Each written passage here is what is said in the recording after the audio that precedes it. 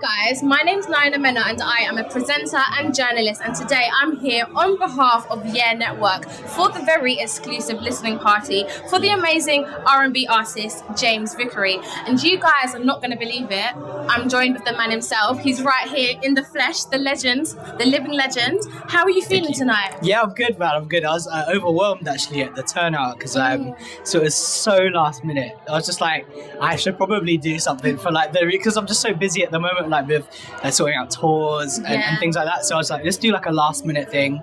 And everyone, I got like a few like 30 fans here, and then like a bunch of friends as well. So it's like a really like lovely mix of like really core fans and like friends as well. So it's perfect. Yeah, definitely. It's a good vibe, and there's loads of love. I can feel that. The 100%. And that's what you want when you're releasing such a special project. And so we're going to speak about that. We're here tonight. We were here tonight to listen to your wonderful EP called Sheet Music. And so I wanted to ask you, what actually inspired you to create it? So I think Sheet Music, I just finished my album, right? And then I left the label that I was with, and then after a bunch of time, I didn't have anything to write about, right? And it was just like, I didn't really know what I was going to do next. Like all the momentum I'd spent so long like building sort of felt like it like halted my what's the word? It just halted everything that I'd built up to at that point, and I just felt like I had to start again. And I didn't know if I had the energy to do that because I'm getting older. But yeah, and that was the inspiration behind it. Like I found someone who like really a person in my life that really inspired me to make like I think like the most romantic music that I've ever made, and that was the inspiration. Is romantic music. I would say like sheet music is music that you play with the love of your life when you find them. Guys, that is so sweet. Like, I haven't met the love of my life yet, but I'm ready because I want to play save it for when you do. Is what I'm saying. Well, I'm gonna play it now, but I'll play it even more when I'm in love. Nice, definitely. So, when did you know that this is actually the right time, that I'm ready to release it? This is something I've been working on. It's full of love. It's full of romance, and it's quite sensual. And when was the right time for you? I mean, we're gonna hear it now. It's out tonight. Yeah. How did you know that this was the right time? I think I was ready. I think I was like really. It's been enough time I hadn't been on the road, and I think like that's anyone that knows me knows that I'm a live artist like first. Like I sing, like that's what I love to do. I love to sing, and I was just been really eager. And there was it was basically the soonest amount of time, the earliest amount of time I could have done it is now, just because of like other like music like stuff, but yeah, and like I've got like a tour that we built around it as well, that we're going on like a big tour. Do you want to tell them where you're going so they can book tickets? Yeah, of course. I'm going at the time of recording this, like next week, to go to South by Southwest with Everything R&B and a bunch of other guys as well, and then we're going to Texas for that, and then I'm doing my own tour, LA, London, New York and Toronto. And also going on tour with an artist called Sabrina Claudio. Lovely. Yeah, we're doing 5 shows in Europe. I don't want to say words because I get it wrong, so we're doing that as well. He's international. How are you feeling about that? That must be quite nerve-wracking but exciting at the same time. Yeah, it's like my life moves like 0 to 100, like very much so, and it feels like it's 100 right now. So I'm sort of just getting up to the pace of it, which is good. But no, really excited. And so that's kind of how you knew that, you said that you're building a tour around this EP, and that's when you was like, you're ready to just get it off the road and start moving. No, absolutely, and that is it. I was like really motivated to get out on the road again, and I think this was the earliest amount of time I could have gone on tour and gone on the road was May. So I was like, okay, let me drop a project a couple of months before that, promote it, and then so that's why it's out now. So yeah, definitely. And so we got a really lovely live performance of you singing at the end of the listening party. Unplanned, by the way. Your vocals, okay, that's good. Excellent. You didn't even need to plan, and they were excellent. No, genuinely. And so I wanted to. Cool. Yeah. Okay. No, it was great. Honestly, it was great. And so I wanted to ask you more about your singing and your vocals, and actually the genre of music that you create. So you're an R&B artist. Yeah. And so, what is the origin of that? Like, what inspires you to be an R&B artist, and what are some of the artists that you look up to? Yeah, this is a good question. I think like the origins of me is so I'm actually like deaf. in my left ear. So I asked to do the interview on this side. No. So I still got the tattoo like behind my ear. It's on like all the artworks. You'll see it on the artwork upstairs and stuff. Like, I don't know if you'll put it in, but like it's got the artwork of on the girl, and it's a mute symbol. And so I had to get like vocal coach lessons really early in my life in order to like project my voice and stuff. And and so that's how I learned how to sing, is like completely by accident. And tell us about that. Yeah, it's just like really, really by accident. I had to, because I couldn't determine how loud I was speaking. So they sent me to a vocal coach teacher, and singing's a good way to engage your diaphragm, right? So it's a breathing and stuff. So I learned that.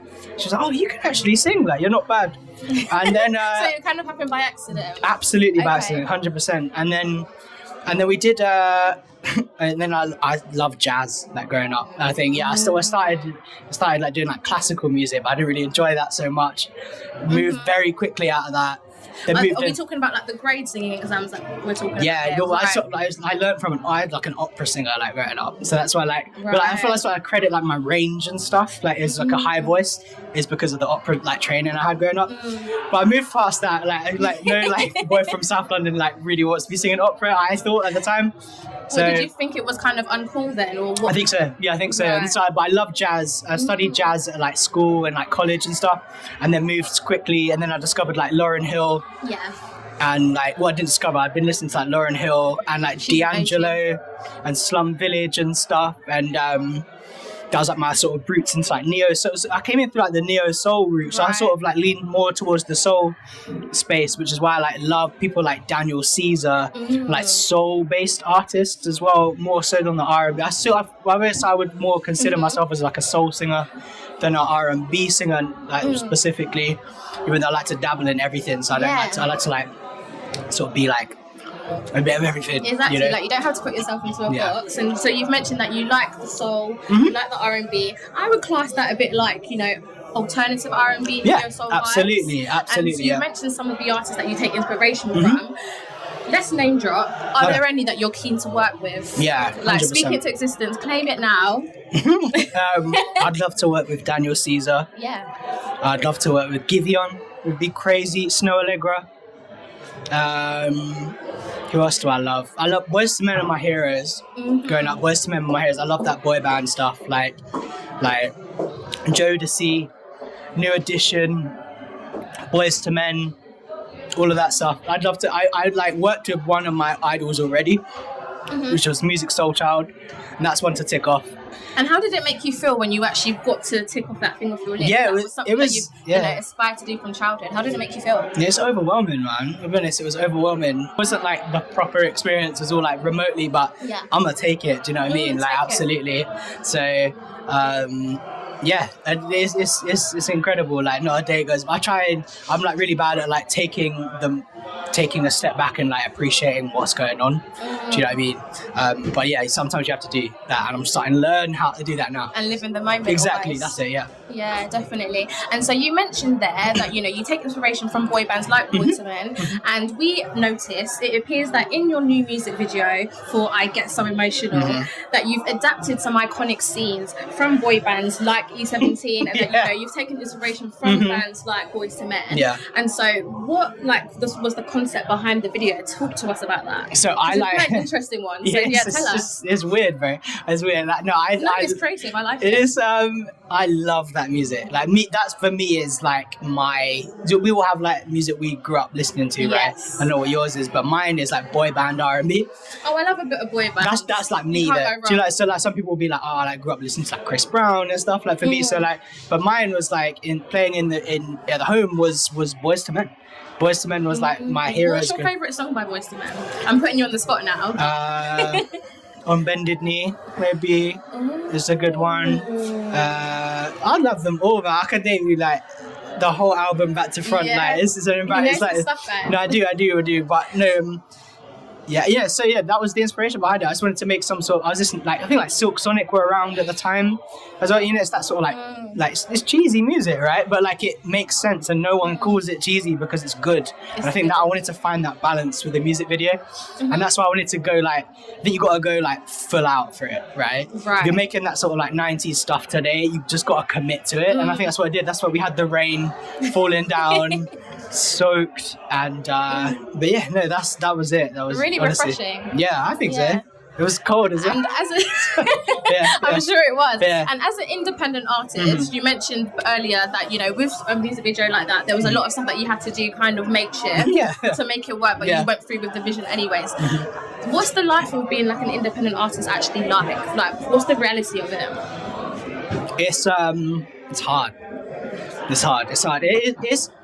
It's a lot of freedom, which is great, and I think I really, really appreciate that because I know a lot of artists don't get that. Yeah. So I've got to be really appreciative of that as an artist. Freedom in what sense? Freedom in, like, I get to choose what single goes out. Do you know what I mean? And I get to choose, like, what song I want to write, and I have someone telling me what to do. But at the same time, like, if I want to go on tour, I got to pay for that tour. Do you know what I mean? And stuff. And if I want to make a music video, I've got to shell out X amount of like money to do it. Do you know what I mean? So it's like, and that's the sad reality of it. It's like, it's the balance, but like, this is the price you have to pay if you want to be an independent artist. And I chose this life. Do you know what I mean? And I'm absolutely fine.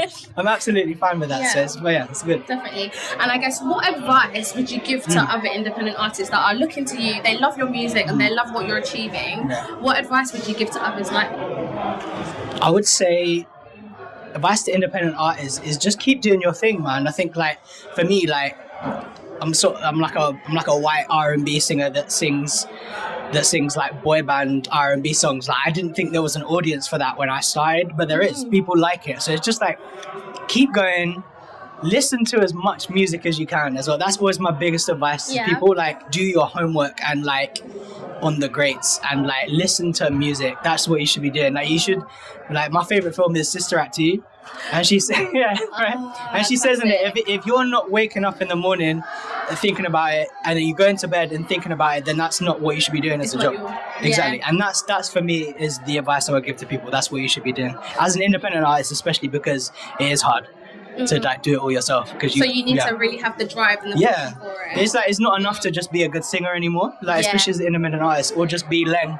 Do you know what I mean? Like, it's just it's not enough. Like, you got to be more, and that's the sad reality of like the music industry now. Without getting too technical with it, but that is it. Do you know what I mean? So that's what my advice is. Definitely. And talking about the music industry, as an R&B artist, what do you think or what is your response to the fact that the Brit Awards had a lack of R&B nominations? What is your reaction to that? I think it's just, people complain all the time about how R&B artists like fly the nest and move to US and stuff. Right.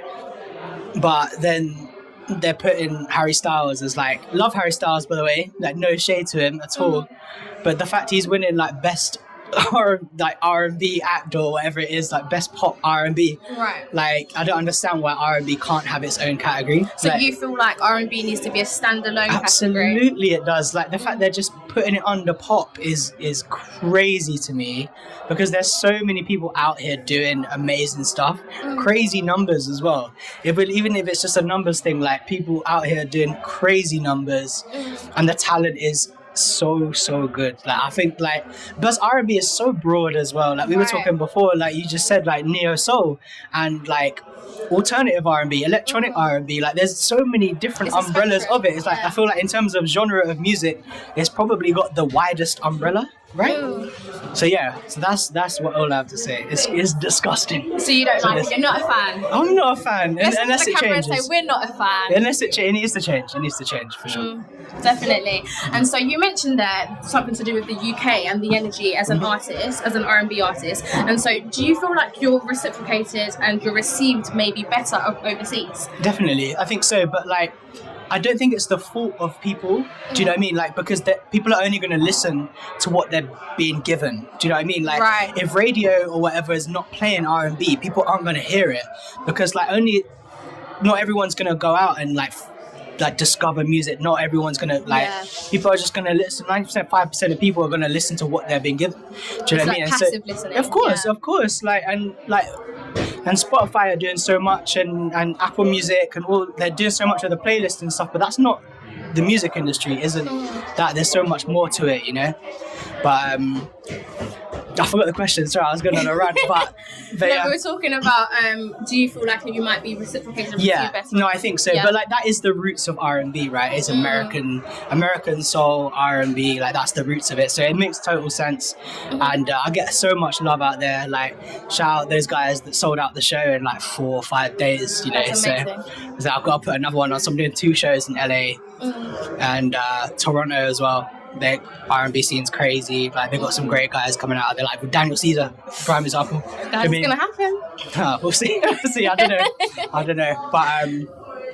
But yeah, no, it's the dream come true. Honestly, it's been. I think because so many artists work so hard to sort of like break America, but I will never break England. Is the sad reality of it. So like I have to sort of look to America first, if that makes sense. I just have to. So Definitely. yeah. So you've mentioned some of the sad things, and you've also mentioned some exciting things that are on the pathway for you in your career. Yeah. And so I wanted to ask you, what has been, your proudest moment and the most enjoyable moment of your career so far? For sure. I went back to like the motherland of South Africa, and How was that? incredible. I can't lie, I'm jealous. I need to get out of it. No, it's great. I need to get out of it. But That was in like 2019. I played a festival called Rock in the Daisies in Cape Town, which is where like a lot of my family are from. So that was just like an emotional, like sort of like the proud moment for all the family, involved. So definitely that, and it was a huge crowd as well. Like they love R&B out there as well, and they're like some of my biggest supporters are from South Africa, I would say as well. So you've got quite a big community. I think so. Yeah, I think so. I get a lot of love from the South Africans out there. Shout out, but yeah, that's what I would say. Yeah, definitely that moment playing the festival in Cape Town. So. That's amazing. That really is amazing. And so now I wanted to ask you, what has been your biggest lesson? So you've spoken about your proudest moment. That was when you was in Cape Town performing to people like you where you're from. So yeah, what's been the biggest lesson that you've learned? The biggest lesson I would say is go with your gut. That sounds really like basic and stuff, but like so many times I've sort of been told what to do, especially when you're young. Right. And I think this is really important. I think as like I'm not a female, but as a female like artist like entering the music industry, like you gotta go with your gut and stuff, right? So and I think that was really important for me, like, and something I've only recently in like the last few years started adopting is like I feel like like you really know, like no one's gonna know better than you what's best for you. So yeah, I would say that for sure. Definitely. And actually at the beginning of this conversation that we've had, you mentioned that you've got a hearing impairment. Yeah. And so you're very open about that. You're always spreading awareness, which is great. And so I wanted to ask you, do you feel like it's held you back as an artist in any way? I think so. Yeah, I think it has. It's just it takes me. It just things like mixing records, which is like a big part of like being an artist. Yeah. It's just super hard. Like it just takes me. I've got 50% less hearing than most people. Do you know what I mean? So yeah. I've got whatever you got. I've got 50% less. So of course, but like, I feel like I'm still out here. Exactly. So God gave me this gift for a reason. I do believe that as well. So yeah, I'm just super lucky to be in this position, and I feel like if I gave up now, I would be really disappointed in myself. Do you know what I mean? Because I've worked so hard to get to this point. Like, I feel like it said, like I feel like I have to work hard just to keep up with people. Just because I can't hear anything, so I'm super deaf, so I have to. But yeah, no, it is a struggle. But I could moan about it all day, but it's got to get on with it. Do you know what I mean? And I think that's quite inspiring to people that also have hearing impairments, but to anyone that you just got to keep going. Don't let anything hold you back. There's a lot of people in like show business, entertainment that I know specifically as well that are like got hearing impairments or are fully deaf. Like I'm not fully deaf. I've got one working ear, so thank God. Like, because I don't know how I would do it otherwise. Do you know what I mean? So, but yeah, we're out here and we're doing it. We're living, we're grateful. Absolutely. And let's end this on a positive note. What is a fun fact that you'd like our viewers here at YEEEAAH Network to know about you? I'm 6 foot. Yeah. Okay. We'll take it. Oh, thank you so much. It was lovely to meet you. And guys, you have been listening to me, Naila Mena, at YEEEAAH Network. Make sure you guys tune in and listen to his EP. Sheet Music is out now. Thank you.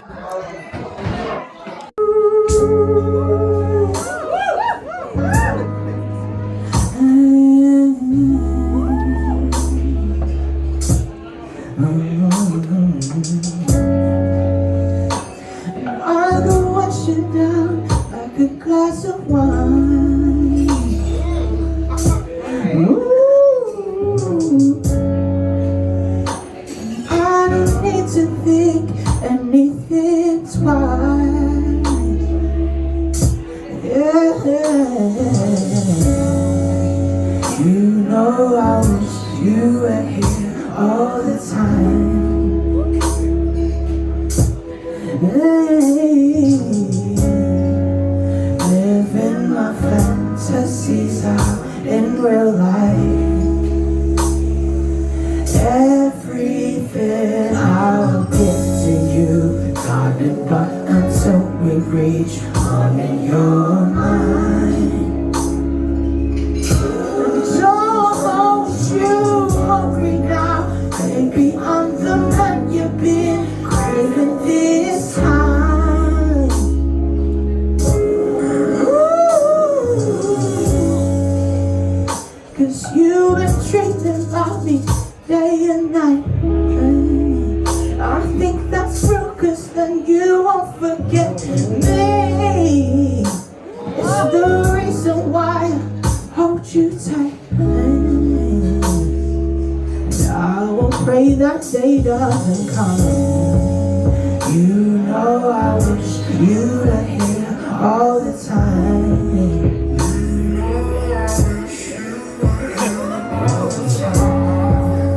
Living my fantasies out in real life. Everything I'll give to you, darling, but until we reach on in your mind. And don't you worry now, baby, I'm the man you've been craving this time. Everything I'll give to you, darling, but until we reach on in your mind. Don't you worry now, baby, I'm the man you've been craving this time.